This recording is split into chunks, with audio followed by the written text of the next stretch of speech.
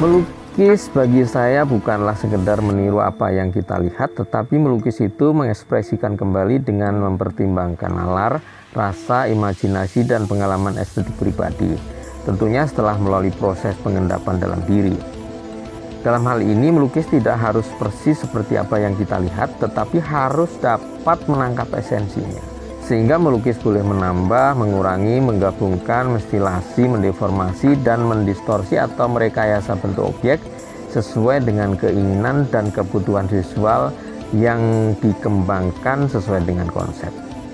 Jadi, karya merupakan hasil perenungan berdasarkan data dan fakta yang mempertemukan rasa dan imajinasi menjadi kesatuan yang utuh dalam totalitas visual.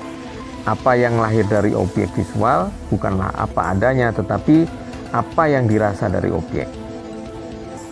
Objek adalah wujud, yang dirasa adalah gaib, yaitu ada dan tiada. Ada tetapi tidak terlihat, dan yang tidak terlihat sejatinya itu ada. Itulah realitanya. Ini tidak semua orang menyadarinya. Ada adalah nyata atau dunia nyata, sedangkan yang tidak ada adalah gaib, angan-angan atau imajinasi. Antara objek dan imajinasi tidak bisa dipisahkan untuk menghasilkan sebuah karya, karena keduanya saling bersinergi. Itulah yang ada di Barongan. Barongan sebagai inspirasi ekspresi dalam berkarya, sebagai ide sekaligus objek, sebagai buah imajinasi untuk merealisasikan angan-angan atau renungan saya. Atas dorongan keinginan untuk mengatakan bahwa ternyata kita punya barongan-barongan yang lain selain Barong Bali. Bentuknya pun sangat beragam. Tiap daerah memiliki ciri khasnya masing-masing. Kalau dilihat perjalanan transformasinya berawal dari bentuk-bentuk patung primitif berupa totem, kemudian menjadi topeng-topeng yang digunakan untuk pertunjukan dalam prosesi ritual, dan sekarang sebagai seni pertunjukan panggung yang bersifat hiburan. Merujuk apa yang dilakukan Picasso yang tertarik pada patung primitif Afrika untuk proyek lukisannya, sehingga menghasilkan karya-karya kubisnya. Seperti halnya Picasso, saya tertarik pada objek tradisi yang berasal dari patung primitif juga.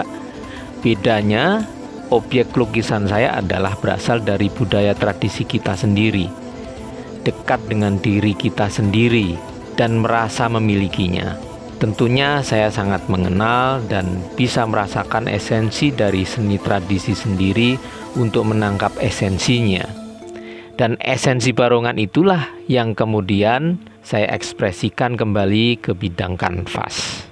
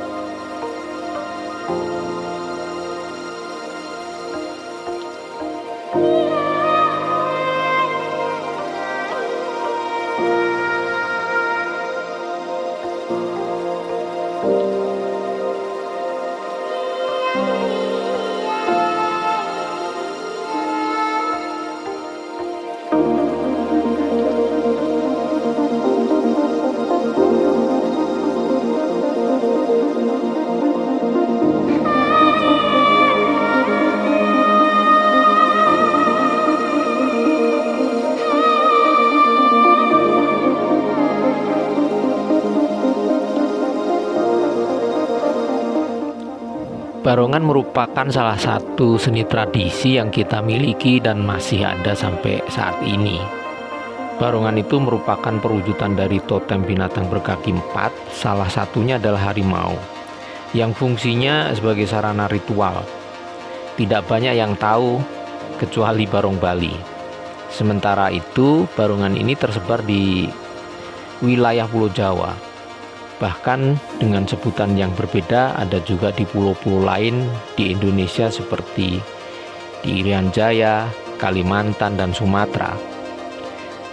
Di Jawa sepanjang pesisir utara atau di wilayah Gunung Kendeng Utara, Ponorogo, Bojonegoro, Blora, Rembang, Tuban, Kudus, Kendal, Tegal, sampai Bandung, ini berupa binatang berkaki empat. Salah satunya adalah barongan yang bentuknya berupa harimau atau singa. Sedangkan di pesisir pantai selatan Jawa atau di wilayah Gunung Kendeng Selatan, Kediri, Tulung Agung, Yogyakarta, Kulon Progo, sampai Pangandaran berupa barongan naga atau dawangan. Bahkan ondel-ondel Betawi pun awalnya termasuk salah satu jenis barongan, karena barongan adalah perwujudan topeng besar yang berfungsi sebagai sarana ritual yang dianggap memiliki kekuatan melindungi atau magis proteksi sebagai perlindungan.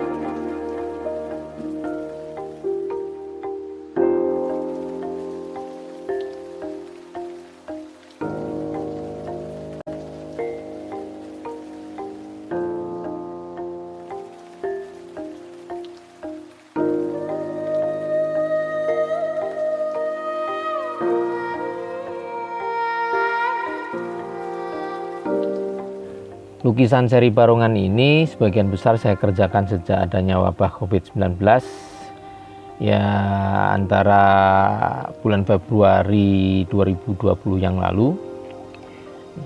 Nah, zaman dahulu orang-orang dalam menghadapi wabah semacam ini dengan mengadakan ritual tola bala.